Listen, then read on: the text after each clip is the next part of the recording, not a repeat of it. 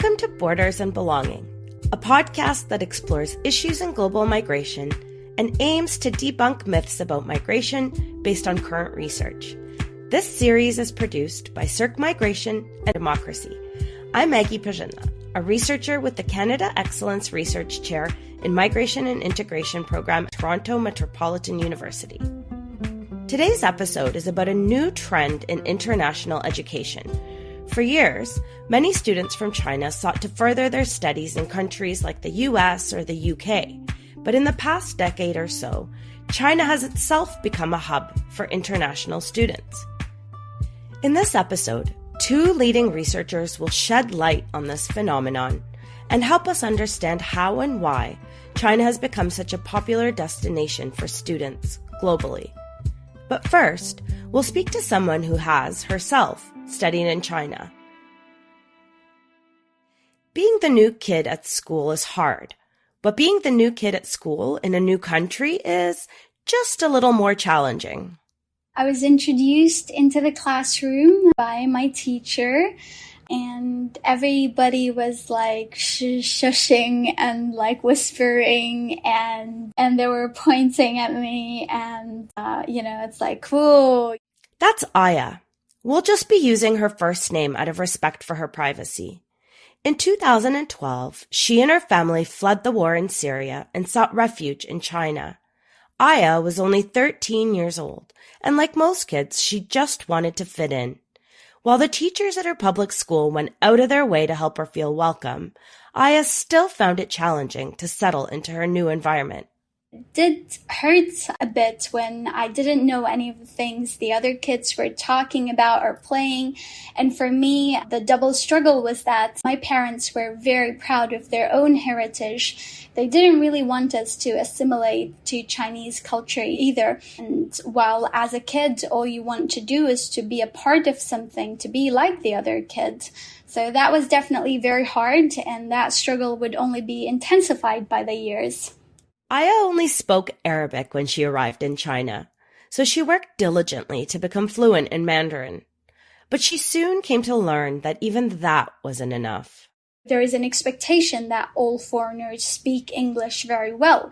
So if you are from a non-English speaking country and you don't speak English very well, that's very hard for you, because it's like, how do I communicate with the public? And that's actually one of the pressures that I faced, because I didn't speak any English when I moved to China.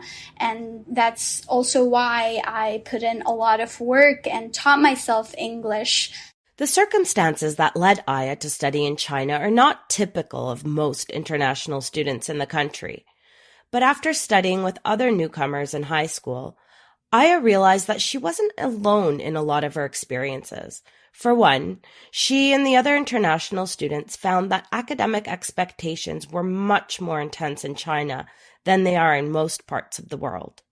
Schools will have mandatory evening self-study sessions where teachers will give out extra assignments or tests for students to complete within that time frame.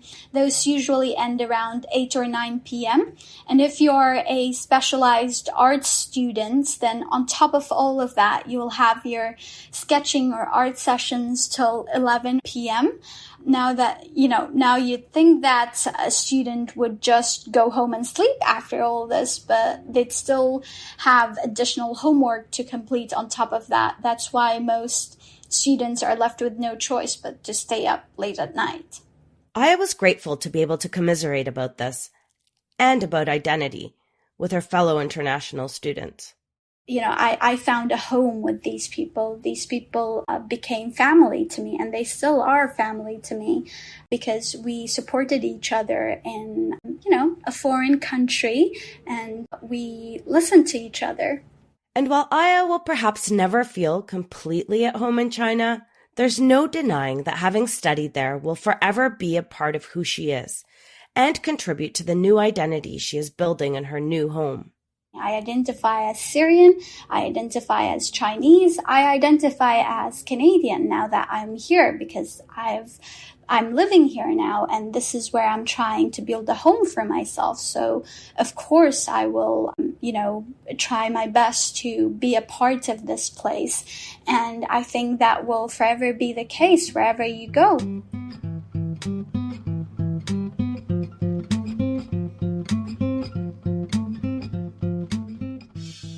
Aya moved to Canada in 2021 to study at Toronto Metropolitan University.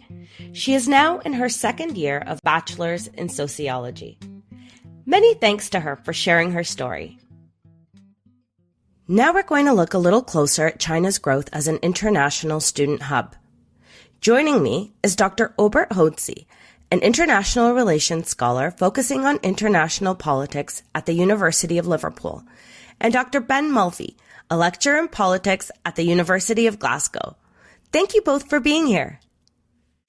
Western countries often see China as a market to draw international students from, but now the country is becoming a hub for international students. Where is China attracting students from? Obert, let's start with you.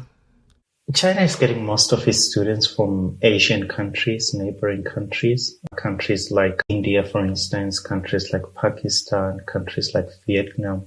Those are countries where the majority of international students studying in China are coming from. But over the past maybe 4 or 5 years, or even more African students have been looking at China as a studying destination. So actually China has overtaken the UK, the US to become the most preferred destination for African students. So it's mostly from Asian countries and then secondly from African students. Those are the biggest groups. What are the benefits of studying in China? The first benefit is obviously that it's much cheaper to study in China than it is to study in France or to study in the UK or in the US. So that's the first thing. The cost attracts many students, particularly from African countries. The second one is that it seems fairly easier to get the study visa to China than it is to other Western countries, Canada, Australia, the UK. So it's much, much easier for people to get those visas and to study in China. The third thing is that there are scholarships that are provided. The cost of living is much cheaper in China than it is in other countries. And students can study things that they wouldn't otherwise be able to study, let's say in Europe, because of competition for places, things like engineering, things like a pharmacy or medicine, for instance. So students who may not be able to get those places in traditional places like the UK or the US are beginning to see China as an alternative. And Ben, from your research, what do you see the benefits of studying in China as? Yeah, so as Obert said, obviously the price is really the main one, combined with the fact that there's a wider availability of scholarships. So although only about 11% of students are kind of receiving scholarships from the Chinese government, there's also other kind of partial scholarships, things like that available. Then, yeah, fewer hoops to jump through to get there as well. Like Obert mentioned, there's no kind of language test requirements and the costs associated with that. No, the visa requirements aren't as stringent. And then also, I think one thing that perhaps hasn't been mentioned is it's an opportunity to kind of, for people who probably wouldn't have the opportunity to study overseas in most other places in more established destinations like UK, the US, Canada.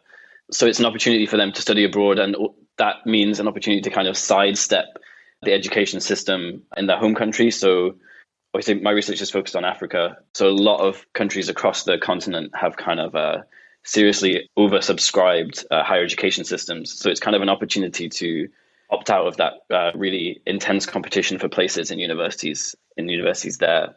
Then one last quick thing is links with China. So a lot of the countries that send most students, so again, countries across Africa, they tend to have kind of closer bilateral relations with China. And there's lots of foreign direct investment from China, lots of Chinese companies operating in those countries. So students kind of see it as an opportunity to get skills and competencies that are associated with China in order to maybe go on to work for Chinese companies afterwards. China is investing money in scholarships and infrastructure to draw international students. What is it hoping to gain from this influx of student migrants? So the first thing, I guess, is that China wants to be seen as a producer of knowledge, which is something that Western countries have always claimed, that they produce knowledge that is consumed by the rest of the world. And for China, as part of its national rejuvenation, trying to see itself as a great power as well with massive influence abroad, providing scholarships to students is a way of showing that they can produce knowledge that can be consumed by the rest of the world. So it has that element. The second one is to have people that understand China, that have a positive image of China, that have a first-hand experience of China. It's pretty much like what other countries have always been doing, like Germany, for instance, or the US, taking people on scholarships and then hoping that they have a good image. So it's a way of enhancing its image by providing these scholarships and hoping that when these people go back to their countries, they will speak positively about China. So those are the two main points that I can see. And obviously the third one is to be seen as a power that can give aid in some way. And there has been a link, or China trying to link scholarships, provision of scholarship, education opportunities with development. And that's something that other countries have not been doing. So what it allows China to do, and countries that are sending students to China, is to some extent tailor-make programs for some students based on the needs that their countries have. So that link between providing education, but education that is tailored to meet the skills gaps or development gaps that are in sending countries is something that China is doing, and it has done that quite well. In the West, students pay 4, sometimes 5 times more than domestic students. How is China's strategy different? The reduced cost is obviously a big advantage, is obviously something that they would want. But for China, it's about learning, right? Learning, preparing institutions to handle international students, which is a big challenge for many of the institutions that are to some extent hosting international foreign students in China. So I think it's a strategy of entering the market, right? Reducing the cost, allow universities to learn as they go, but make it easy for people to start thinking of China as a destination to go to. And I think it is to some extent helping universities in China to be able to understand the needs of international students, to be able to cater for those needs and to see the gaps that they have. And they're doing that in a much more relaxed environment because students are not paying that much. And to some extent, there is some level of understanding that, based on the cost, they were not really expecting what they would get from the UK or from the US. So I think it's a strategy of entering the market. Perhaps there might be an increase of fees as China becomes popular and more students think they can pay a premium fee. But based on the experiences of some international students, I think the reduced cost is the biggest advantage that China has. Ben, what is the student experience like studying in China? According to the students that I've spoke to, it's kind of obviously there's a huge range of experiences because there's a huge range of students from all over the world. So China has the largest higher education system in the world. Not all universities are kind of allowed by the government to accept international students, but there's still a really broad range of institutions of highly variable quality. So in terms of actual academic experiences, it depends hugely on where students are. So if they're at or in my experience, the students that I've spoken to, if they're at kind of the top universities like Beijing University, Tsinghua, places like that, then obviously a lot of the time the experience is good, although still not always. And then kind of the lower down the rankings you go, the worse it tends to be. And one particular problem is that a lot of students, especially on master's courses, are on English medium of instruction courses, but that causes a lot of problems because there's kind of a lack of instructors that are fluent enough in English to actually deliver those courses. So that causes a lot of issues for students. And then in terms of student experience, like I said, there's a really broad range of people there with different goals for being in China as international students. Some aren't actually primarily concerned with studying. So a lot of the students I've spoken to, especially if you go to places like Guangzhou, that's well known as like a trading hub in China. So more concerned with kind of entrepreneurship, business, importing and exporting goods, things like that. Although that's been getting tougher in the past few years, and Chinese government's kind of been making that a little bit more difficult to do. And in terms of social experiences, again, it's hard to make generalizations, but often quite positive. But one thing that I found in my research is that, because obviously my research is focused on students from Africa in China, so racism appears to be a common issue, and it's something that appears to have gotten worse in the pandemic. And the people that I've spoken to tend to say that it's more outside of the university than within it. So lots of kind of casual racism and very overt forms of racism, which kind of mar the experience for a lot of people. Where does China rank in the world as a draw for international students? So, I mean, in terms of just raw numbers, the official number that China provides is kind of nearly 500,000, which puts it at within the top 3 countries, I think.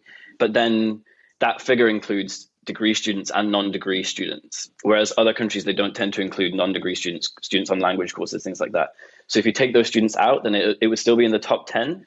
So I think it would be around 8th or 9th position, somewhere between Germany and Japan.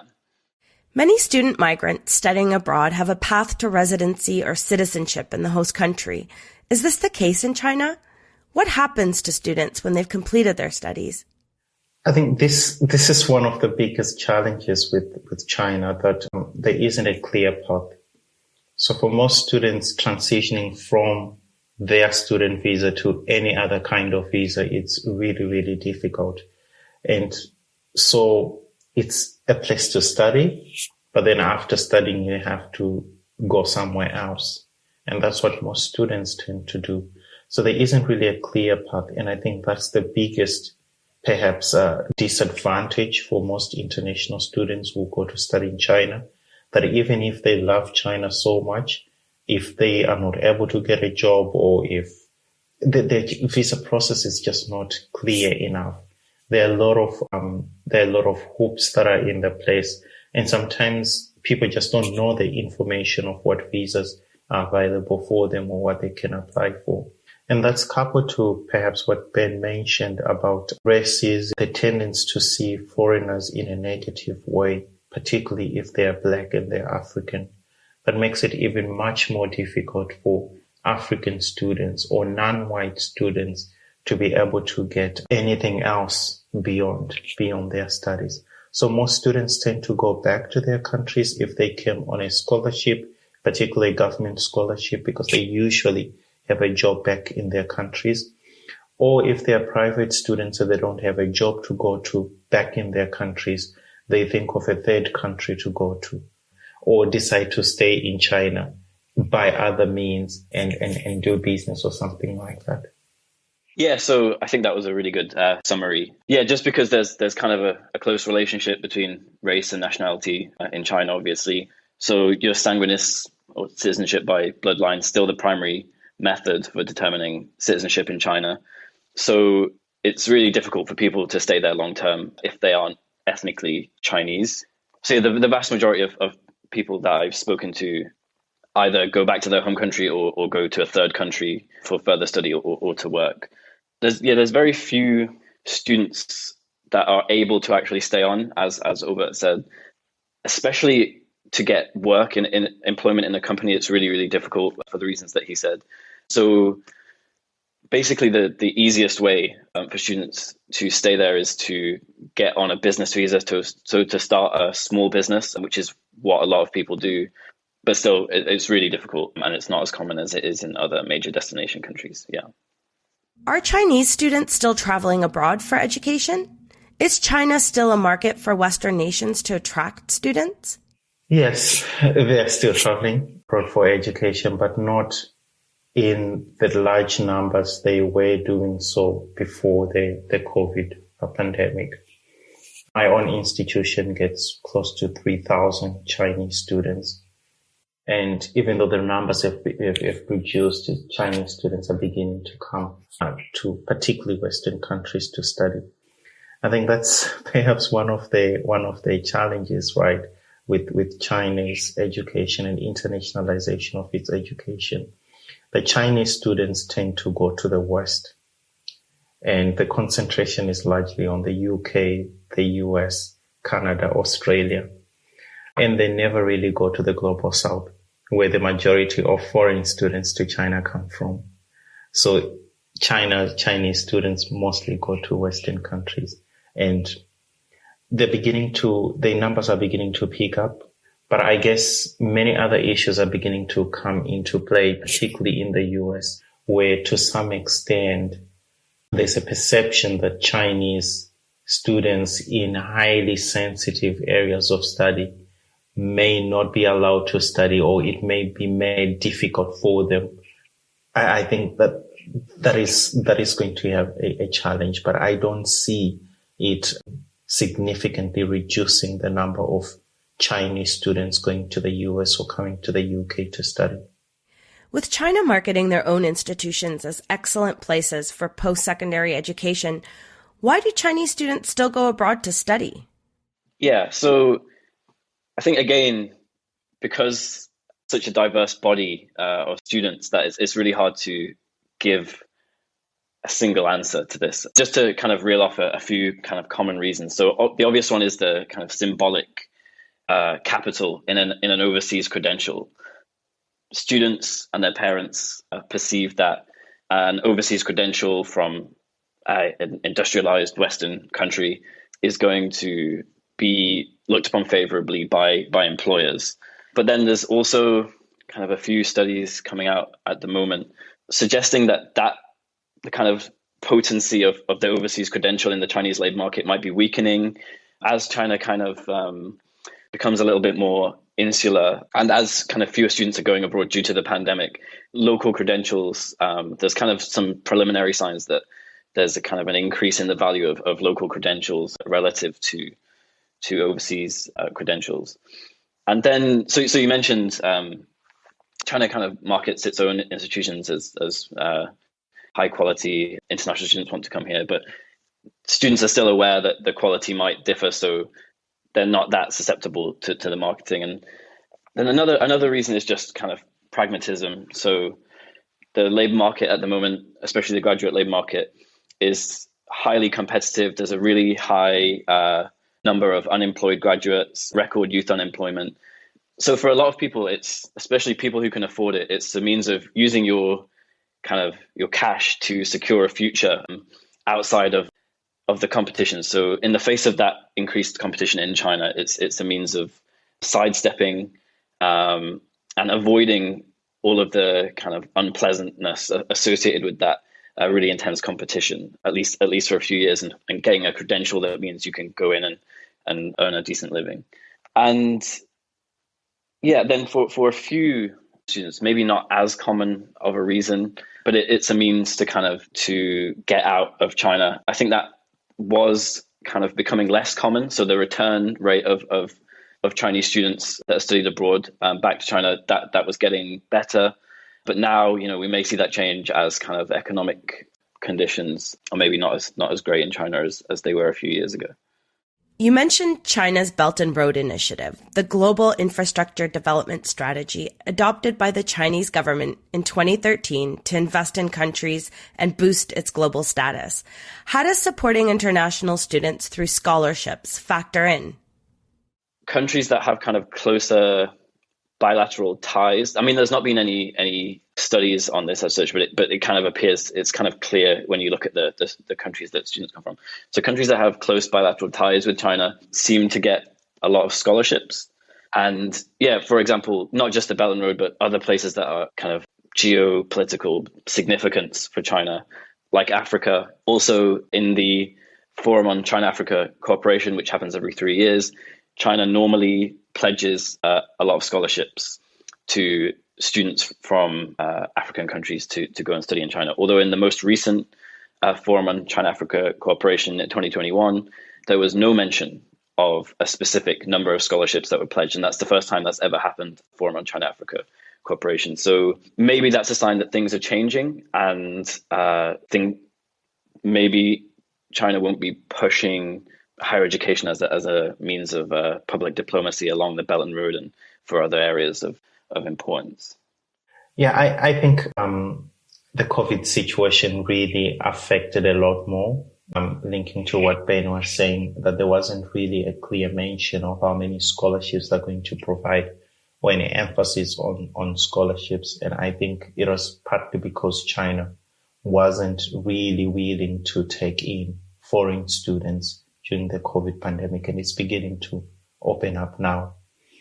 So yeah, so those are issues that I think still remain. But linking also with Belt and Road Initiative, it's kind of like a political way of dealing with these issues, where countries sometimes retrospectively link projects and issues and initiatives that they were doing with China as BRI, so that they enhance the benefits that they get. And then China is also talking about some students and linking them to BRI. For instance, there were statistics that were published in China Daily that said, well, BRI connected countries are sending students from BRI connected countries constitute 54.1% of international students in China. This is to some extent a way of trying to kill two birds with one stone. On one hand, showing that BRI is actually being successful, and on the other saying our education is very popular for all these countries. And look, 54% of international students are coming from BRI countries. So retrospectively, applying BRI to large numbers of students that were already coming to China, even before BRI. Do you see China's role as an international student hub changing in the future? I think there have been significant challenges, particularly with the way that the Chinese government handled COVID and international students. For the past 2 years or so, or even 3, students have not been able to continue with their studies, or if they have been continuing with their studies, there have been many difficulties, and there wasn't really any clarity on when they will go back, when they will start their studies. Whereas in other countries, they opened up and students were able to go back and to study. I was particularly drawn to a campaign on Twitter, which was #TakeUsBackToChina, and some student associations, international students associations in China, compiling videos of international students complaining about how China handled them, and the fact that even where they were offering online courses, there were technical difficulties, the issues about time differences, the issues about just uncertainty. When are we going back? When are we able to finish our studies? What's going to happen to the scholarships and things like that? These are things that were not clearly handled in a way that would foster confidence in people who want to study in China. So someone wrote and said, well, this was the worst decision I ever made. Europe is much better, right? So I think these are challenges that China has to deal with now to restore the confidence that people had in the education system in China, in choosing China to be a destination for education. It's a lot of work that they really need to do to convince people that if there is another pandemic, they'll handle things differently. Do you see China's role as an international student hub changing in the future? Yeah, so I think it's really dependent on what happens in the next few months. So the Chinese government announced in late August that they would begin to issue visas again to allow students to enter the country. But yeah, as Obert gave a really good summary of the situation, the hashtag Take Me Back to China, the current crop of students, they've kind of really angered them and lost the trust of those students. So it's difficult to say how much that will affect things in the future, and it's all dependent on how much China opens up. And I think even if students are allowed in this year, it really depends on whether China can fully open up, and when that happens. There's also things like health codes, like on your phone in China, that are really difficult for foreigners, people without Chinese IDs to use. So that's another additional, that just makes life in China really difficult. So there's lots of things that China will have to deal with that will kind of shape the lives of international students over the next few years. Then another issue was during the pandemic, foreigners were kind of scapegoated in the media in China for COVID, and there was never any real acknowledgement of that. So when that's happened to international students in other places, like for example in Australia, there was a series of attacks on Indian students, and there was a government response, and the Australian government kind of recognized that, apologized for it, and tried to kind of introduce reforms to make sure that didn't happen again. So no sign of that happening in China in response to the kind of these issues that occurred during the pandemic. So I think it's also dependent on whether we see any progress with that as well. Any final thoughts that you want to finish with, Obert?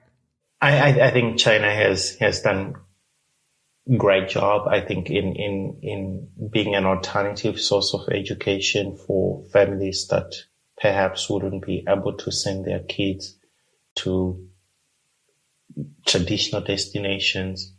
But I guess there are a lot of lessons that have to be learned, both by people who are going to China to study, the Chinese universities hosting international students, and the Chinese government as well. And this pandemic really perhaps can be a learning point for them to really see how they handled foreign students, particularly students from Africa. I think they faced a lot of racism, they faced a lot of discrimination. But I think, who can tell the future? We'll see how things go and how the Chinese government handles this whole issue. And perhaps one of the things that puzzled me was that those announcements were being made that Ben was talking about. Chinese embassies were saying, congratulations to Indian students, now you can come back. Congratulations to Cuban students, you can come back. But for me, I think it's lack of acknowledgement of the hardship that these students have gone through, the issues that they were not that were not adequately addressed. And then now it's congratulations, you can come back, right? I think it's handling those issues, which I think is a big challenge and something that may have an effect on how people perceive China as a destination for education. I'd like to pick up on what Obert mentioned. One thing that I think is a positive of the kind of expansion of the Chinese international education is the diversity of the student body there. So lots of students that wouldn't have otherwise been able to study abroad. So that's a really good thing. So I think one thing to look at in the future is, as there's kind of an economic downturn in China, but also in the rest of the world, will the Chinese government choose to maintain the level of scholarship support that they have been providing for the past decade or so, or will that drop off a bit as kind of the economic situation becomes worse in China? There's less public money to be spent.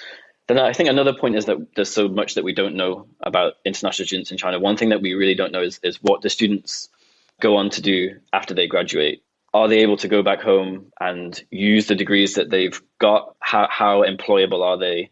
Things like that. I think there's still a lot that we don't know. So it's a really interesting area for future research as well.